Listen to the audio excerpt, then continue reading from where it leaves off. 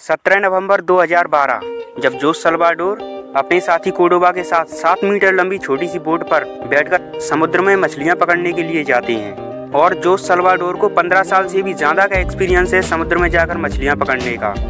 और इन्हें करीब 30 घंटे के लिए समुद्र में जाना है और मछलियां पकड़कर वापस आना है। इसलिए ये अपने साथ थोड़ा सा खाने पीने का सामान लाए हैं और कुछ बर्फ, जिसमें ये मछलियों को पकड़कर इकट्ठा करेंगे। लेकिन इन्हें नहीं पता है कि इनका ये एक दिन का प्लान देखते ही देखते इतना बड़ा टाइम पीरियड हो जाएगा कि ये एक वर्ल्ड रिकॉर्ड बन जाएगा।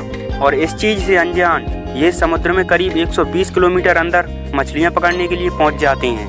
और वहाँ जाकर ये अपना जाल बिछाते हैं और मछलियाँ पकड़ने लग जाती हैं। और जब ये मछलियाँ पकड़ रहे होते हैं तभी इन्हें एक भयानक तूफान आता हुआ दिखाई देता है।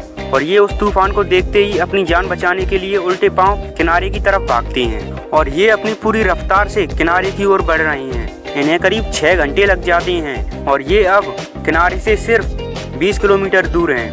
अब क्योंकि सुबह के 7 बज चुके हैं इसलिए इन्हें यहाँ से अपने गांव भी दिखाई देने लग गए हैं। लेकिन यहाँ से अब इनके लिए एक मुसीबत का दौर शुरू होता है। इनके बोट में जो मोटर लगी थी वो काम करना बंद कर देती है और उसमें से धुआं निकलने लगता है। ये देखते ही जोस सल्वाडोर अपना रेडियो निकालते हैं और अपने बॉस को अपनी लोकेशन सेंड कर देते हैं और उनके जवाब का वेट करने लग जाती हैं। लेकिन अपने बॉस के जवाब का वेट करते करते इनकी बैटरी डिस्चार्ज हो जाती है और अब इनका बाकी दुनिया से कांटेक्ट टूट चुका है। और अब इन्हें समुद्री हवाएं समुद्र में अंदर की ओर धकेलने लगती हैं। लेकिन इसके बाद अब आगे इनके साथ क्या होगा जो इस समय तक ना तो शायद उन्होंने सोचा होगा ना शायद आप सोच सकते हो। चलिए जानते हैं आज के इस वीडियो में इनकी ये दिल दहला देने वाली कहानी।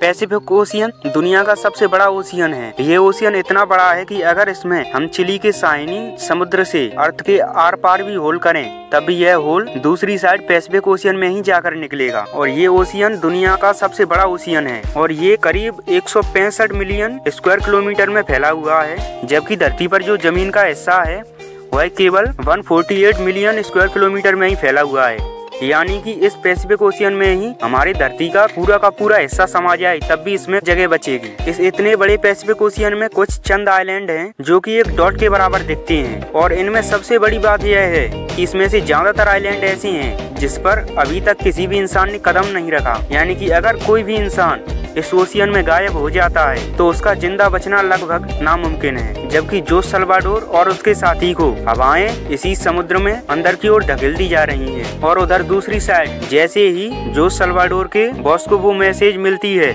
वो तुरंत एक रेस्क्यू टीम भेजते हैं इनकी आखिरी लोकेशन के पास। लेकिन अफसोस जब तक ये उस जगह पर पहुंचते हैं तब तक इन्हें काफी देर हो चुकी होती है और उनकी बोट इन्हें दूर दूर तक दिखाई नहीं देती है क्योंकि असल में बोट भी बहुत छोटी थी और जिस पर धूप से बचाने के लिए भी कुछ नहीं था।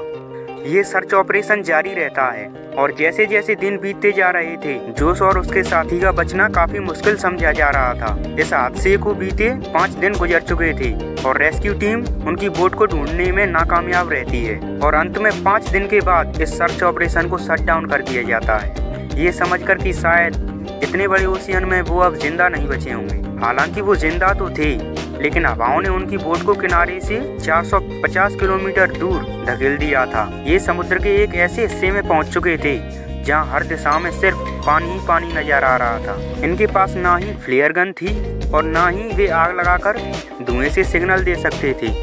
अब जोस और उसके साथी को यकीन हो चुका था कि उनके बचने के चांस अब लगभग नामुमकिन है। अब तक जो खाना वो अपने साथ लेकर के आए थे वो भी खत्म हो चुका था। इसलिए पेट भरने के लिए इन्होंने अपने हाथों से जिंदा पक्षियों को पकड़ना शुरू कर दी जो उनकी बोट पर आकर बैठते थे, या फिर समुद्र से मछलियों को पकड़कर उन्हें कच्चा ही चबाकर खाने लगे। लेकिन इनके लिए पानी की एक मुसीबत थी क्योंकि समुद्र का खारा पानी पीने से इंसान की मौत भी हो सकती है। इसलिए ये बारिश का पानी समुद्र में तैरने वाली बोतलों में इकट्ठा कर पिया करते थे। लेकिन जब कई दिनों तक बारिश नहीं होती थी तब ये मछलियों और कछुओं का खून पिया करते थे और वो भी तब जब वो उन्हें पकड़ने में कामयाब रहते थे। अगर वो उन्हें नहीं पकड़ पाते थे तब उन्हें अपना यूरिन पीकर ही काम चलाना पड़ता था। घंटे बीतते चले जाते हैं, दिन रात में बदलते जाते हैं, लेकिन इनके पास अभी तक वापस घर जाने का कोई तरीका नहीं। और ये जिस मेंटल टॉर्चर से गुजर रहे हैं वो हमारे लिए अभी इमेजिन करना भी मुश्किल है। और इस तरह समय काटते हुए अब तक करीब 4 महीने बीत चुके हैं। जोस सल्वाडोर का साथी ये बर्दाश्त नहीं कर पाता और 4 महीनों के बाद वह खाना पीना छोड़ देता है और उसकी जान चली जाती है।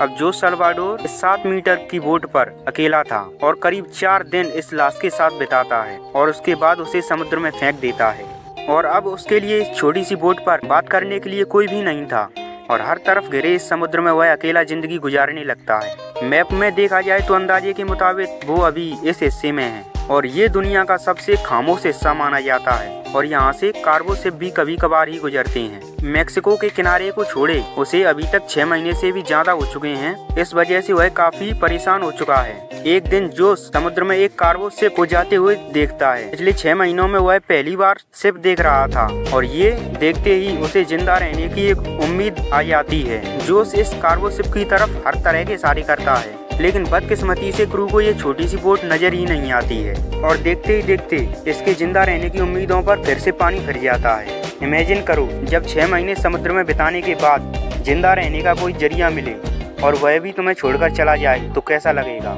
समय बीतता रहता है और जोस 11 महीने में अपनी इस छोटी सी बोट पर करीब 8000 किलोमीटर यात्रा कर चुका था। उसके कपड़े भी फट चुके थे और उसको सनलाइट से बचाने के लिए उसके पास सिर्फ अंडरवेस्ट बची थी। 30 जनवरी 2014 को पूरे 14 महीनों बाद जोस ने आसपास पानी में नारियल तैरते हुए देखे। वो समझ चुका था कि शायद आसपास कोई आइलैंड आ चुका है। यहाँ लगे नारियल पेड़ से टूटकर पानी में तैर रहे हैं। थोड़ी देर बाद उसको वो आइलैंड भी नजर आने लगा। उसे डर था कि कहीं ये आइलैंड भी उससे न छूट जाए। इसी वजह से वह पानी में कूद गया और स्वयं करके आइलैंड पर पहुँच गया। पिछले 14 महीनों में जोस ने पहली बार किसी आइलैंड पर कदम रखा था और जब वो आइलैंड पर पहुंचा तो उसको एक छोटा हाउस दिखाई दिया जिसमें वहां का लोकल मौजूद था।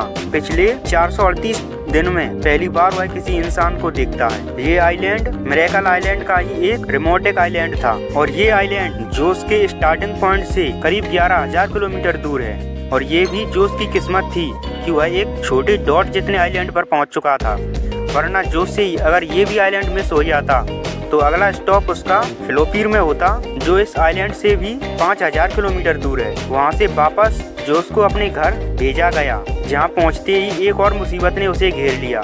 वापस पहुंचने के बाद जोस ने 438 डेज नाम से एक बुक पब्लिश की लेकिन उस पर अपने साथी को मारने का अंजाम लगाकर उस पर केस कर दिया गया। वही साथी जिसने जोस के मुताबिक सुसाइड किया था।